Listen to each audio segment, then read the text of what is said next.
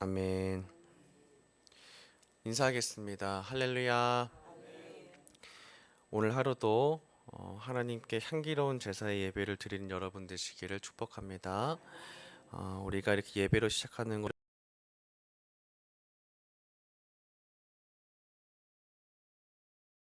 이게 중요한 하나님과의 관계이고 하나님께 드려야 될 우리 백성으로서의 중요한 책임이다. 우리가 이것을 오늘 말씀을 통해서 깨닫기를 원합니다. 우리가 지난 시간까지의 이야기들을 한번 간단하게 정리를 좀 해보면 13장에서 14장까지의 이야기가 우리 어제 설교에도 들었던 것처럼 정탐꾼들의 이야기 그리고 백성들의 원망의 사건에 이제 나왔습니다. 가데스 바네아에서 이제 백성들이 진을 치고 그 가운데에서 정탐꾼들을 통해서 네겝 산지로 이제 정탐꾼을 뽑아 보냈는데 이제 거기에 가서 그 땅이 어떤지 그리고 우리가 어떻게 싸움을 준비하면 될지를 정탐꾼을 이제 보내서 알게 합니다. 이제 약속의 땅은 바로 코앞이고 이제 우리가 넘어갈 곳은 이제 바로 앞에 있기 때문에 정말 하나님의 약속의 성취가 이루어지는 그 순간 바로 직전 코앞까지 왔는데 그 앞에서 불평불만했다는 거죠.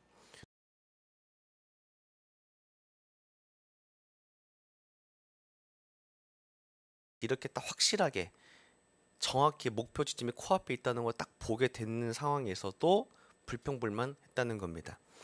우리가 언제까지 해야 되나 그런 상황에만 불평불만한 것 같더니 그것도 아니고 이제 여기만 건너가면 된다라고 확실하게 답이 보였음에도 불구하고 사람은 참 미련한 것이 그 상황 가운데도 불평불만하더라라는 것을 보게 되는 거죠.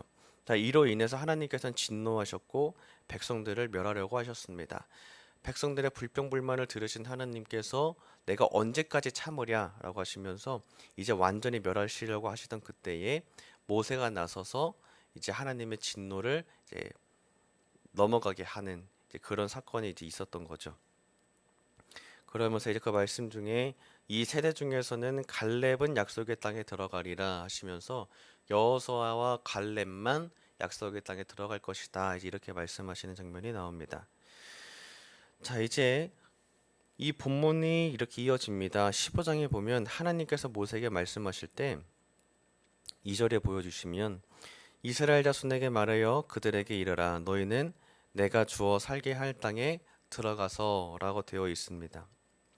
자, 오늘 말씀을 통해서 우리가 알고자 하는 것은 하나님께서 이 제사를 알게 하셨는데 왜 제사를 알게 하셨냐라는 겁니다. 왜냐하면은 이제 이 백성들이 잘못을 했기 때문에 광야에서 돌게 하다가 또 죽을 백성들이고 결국엔 약속의 땅에 못 들어갈 사람들인데 왜 이 사람들에게 또 뭔가를 가르치시는가라는 거죠. 이제 끝난 백성들이니까 저가 생각했을 때는 다음 세대 아이들에게 가르쳐 주면 될 텐데라는 생각이 들었는데 생각해 보니까 그 아이들이 이 부모님들이 제사를 드리고 예배를 드리는 것을 다시 배우게 함으로써 그걸 봄으로써 다음 세대도 예배와 제사를 다시 배울 수 있더라라는 것이죠. 자, 그러니까 하나님께서는 이 백성뿐만이 아니라 후대에 이어질 아이들까지도 하나님은 지금 보고 계신 겁니다.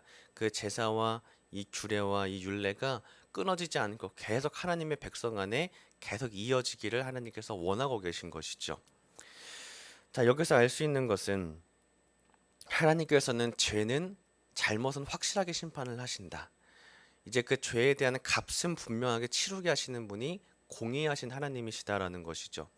그러니까 악은 분명하게 처단을 하시고 선은 분명하게 보응을 하신다. 갚으신 하나님이신데 지금 우리는 예수 그리스도의 께서 십자가 위에서 모든 죄값을 다 치르심으로 우리가 구원받아 더 이상 우리는 죄값을 치를 것이 없는 줄 믿습니다. 이제 우리 모두는 예수님의 십자가의 은혜로 이제 구원받았습니다. 믿기만 하면 의롭다 하는 주님의 말씀에 따라서 구원받았다라는 것인데 이 당시에는 이 사람들이 자기가 지은 죄는 자기가 제사로 나와서 자기가 드려야 되고 자기가 죄값을 치러야 되고 이런 시대였거든요. 그렇기 때문에 이 백성들이 잘못한 것은 하나님께서는 분명하게 처벌을 하시는 겁니다. 그거를 보게 됐는데 하나님께서 불평불만했던 이 세대 1세대는 약속의 땅에 못 들어갈 것이다. 하지만 너네한테 다시 제사를 가르치겠다 하신 이유가 뭐냐? 제사와 그 예배에 대한 이 모든 규례들이 끊어져서는 안 된다는 것이죠. 왜 끊어져서는 안 되냐? 약속의 땅에 들어가서도 드려야 될 것이 예배다라는 것입니다. 자, 하나님께서는 이 백성을 포기하지 않으신 겁니다. 이 사람들에 대한 죄는 심판을 하셨지만 이스라엘 백성들은 포기하지 않으신 겁니다. 아직 이스라엘을 통하여서 하나님께서 이루실 다윗 왕조와 하나님의 영원하신 약속이 아직 이르지 않았기 때문에 이 백성에 대한 약속은 하나님 끝까지 가시는 거예요. 그러니까 얼마나 신실하신 하나님이십니까? 하나님 말씀하셨고 아브라함과 약속하셨기 때문에 내가 너네의 주권자가 되겠다. 이렇게 말씀하셨기 때문에 끝까지 가시는 거죠. 끝까지. 그러니까 1세대는 죽더라도 2세대는 다시 예배를 세우겠다 하시는 겁니다.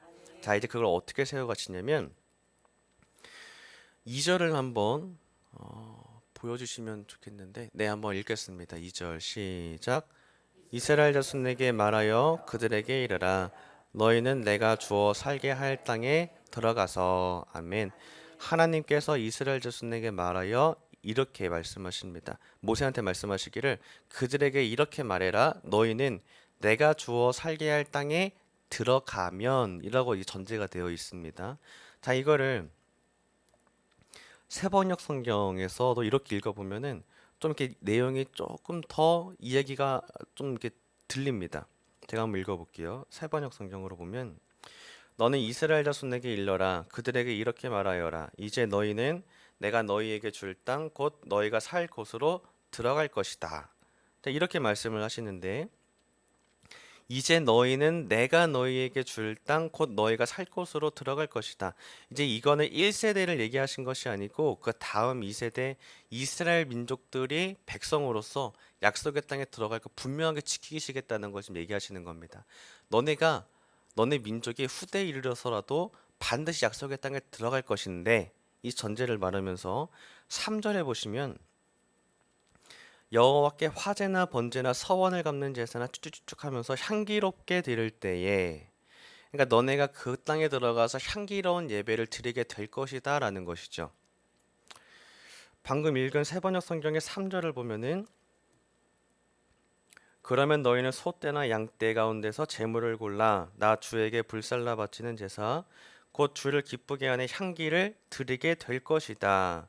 그러니까 하나님께서는 알려주시는 거예요. 지금 약속의 땅에 들어가면 너네는 거기 가서 향기롭게 하는 예배를 제사를 드릴 것이다. 알려주고 계시는 거죠. 그러기 위해서 여기서 훈련받아라라는 겁니다. 아직 광야고 약속의 땅에 들어가지도 않았지만 그리고 1세대는 죽을 거지만 다음 세대까지는 제사는 이어져야 한다는 것이죠. 그 제사의 의미가 뭐냐? 하나님을 향기롭게 하는 곳이다. 그런 시간이다라는 것입니다. 하나님께서 반복해서 얘기하시는 것이 뭐냐면 오늘 본문 중에서 이겁니다. 향기롭게 할 때에 이 향기롭게 하는 제사. 그러니까 우리가 제사를 드린다라고 하는 이 본문을 읽을 때에 우리는 어떻게 생각해야 되냐면 우리 또한도 오늘 드리는 이 예배가 그냥 드리는 예배가 아니라 하나님께서 향기롭게 받으시는 예배였으면 하고 드려야 된다는 겁니다. 우리가 예배라는 것은 나의 것을 내어드리는 시간인 줄 믿습니다. 우리가 예배하러 올 때에는 내 것 가지고 가고 나 오늘 이거 가지고 가서 복 받고 가야지 보다도 하나님께 내 것 다 드릴 각오하고 와야 예배입니다. 그렇게 예배를 드릴 때 하나님께서 향기롭게 받으신다는 것이죠. 일례로 우리 창세기 22장에 보면 아브라함과 이삭의 이야기가 나오는데 하나님께서 아브라함의 자기의 이삭을 내어 드릴 각오하고 올라가서 칼로 찔러서 정말 죽이려고 하는 그 직전까지 갔을 때 아브라함아 아브라함아 그러시면서 네가 이제야 나를 경외한 줄 알겠다. 네가 가장 아끼는 것도 내가 아끼지 아니하였구나. 그거를 보시면서 얘기하시기를 그것이 예배다라는 것이죠. 예배 가운데 나올 때에는 내 거 아끼지 않은 거 다 내어드릴 각오하고 왔을 때 하나님이 그때야 비로소 얘기하시기를 네가 나를 경외하는 줄 알겠다. 향기롭게 받으신다는 거예요. 오늘 하나님은 그거를 얘기하고 계신 겁니다. 네가 나를 정말 내 주인으로 주님으로 나를 고백하고 있느냐? 그거를 보실 때 그 제사, 그 예배를 통해서 보신더라라는 것이죠. 자, 그러면서 오늘의 본문에 이르러서는 어떻게 제사를 드릴 때, 이렇게 드려야 된다 이제 알려주고 있는 겁니다. 그래서 오늘의 본문 중에서 기억해야 될 거는 첫째, 제사라는 거는 향기롭게 드리는 것이다. 하나님께서 기쁘게 받으시는 향기로운 제사여야 한다라는 것입니다. 자, 그러면 과연 향기로운가입니다. 과연 이 예배가 향기로운가? 자, 예배라는 거는 이 제사라는 것은 우리가 담임 목사님 통해서도 듣지만은 정말 그도 그럴 것이 재물들이 막 이제 받쳐져야 이거 죽을 각오가 되니까 죽을 순간이 되니까 막 울기도 할 것이고 피냄새도 진동할 것이고 악취나 막 소리가 막 장난이 아니었을 겁니다. 근데 그런 상황이 향기로운가라는 거예요. 자, 우리 눈과 우리 귀와 우리 코로 생각으로 해봤을 때에는 그 장면은 상당히 향기롭지도 않고 멋지거나 막 되게 막 환상적이거나 뭐 낭만적이지 않거든요. 말 그대로 이 재물에게 내 죄가 이양이 되어서 이 재물이 대신 죽어지는 것을 내가 볼 때에 그 향기가 하나님께 올려져서 불에 타서 향기가 하나님께 올려졌을 때에 기쁘게 받으시는 것인데 어느 부분에서 향기롭냐는 거죠. 어디서 향기롭냐면은 내 마음으로 드릴 때 향기롭다는 것입니다. 자, 그러니까 이 제사를 드릴 때 하나님께서 분명 이렇게 피가 낭자하고 냄새와 악취와 소리가 진동하는 이곳을 향기롭게 받는 제사라라고 하나님께서 명명하시는 이유는 너네가 그 제물에게 너의 죄를 이양해서 그 제물이 죽어졌을 때 너네가 내 죄사함을 받기를 원하여서 나에게 나아왔을 때에 나를 주권자로 여기고자 해서 이 자리까지 나아왔을 때에 그 마음의 중심을 받겠다 하시는 것이죠. 그 마음을 받으시는 것이 향기로운 제사라라는 것입니다. 자, 이 시대 가운데에 우리의 예배를 한번 생각해 봤으면 좋겠습니다.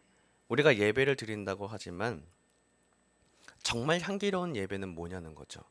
아름다운 소리, 아니면 멋진 뭐 인테리어, 아니면 잘 지켜진 예배 순서보다도 내 마음으로 오늘날 하나님을 주님으로 더 섬기기를, 오늘날 예수님의 그리스도의 십자가의 은혜를 더 붙들어 보기를, 나 구원받고 싶다. 나 하나님을 정말 경외하길 원합니다. 이 마음의 중심으로 나온 자가 예배자라는 거죠. 그 예배자의 마음의 중심을 통해서 향기로운 제사라라는 것입니다.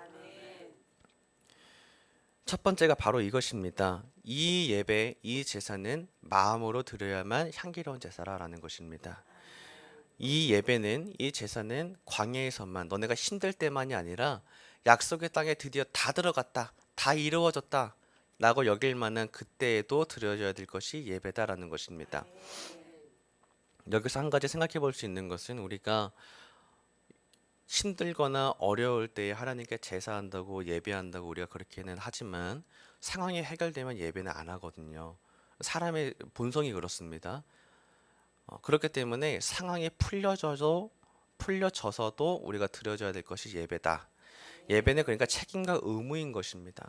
하나님 알려주고 계신 것은 그들에게 이르라 너희는 내가 주어 살게 할 땅에 들어가서 여호와께 향기롭게 드릴 때에 이렇게 말씀을 하시거든요. 그 땅에 들어가서 향기로운 예배를 드릴 것이다 알려주고 계신 거예요. 그러니까 예배는 힘들 때만, 광야에서만, 훈련받을 때만이 아니라 약속의 땅에 들어가서도 드려져야 될 것이다. 그러니까 백성들의 책임과 의무라는 것입니다. 자, 이 예배는 우리만 드리는 것이냐?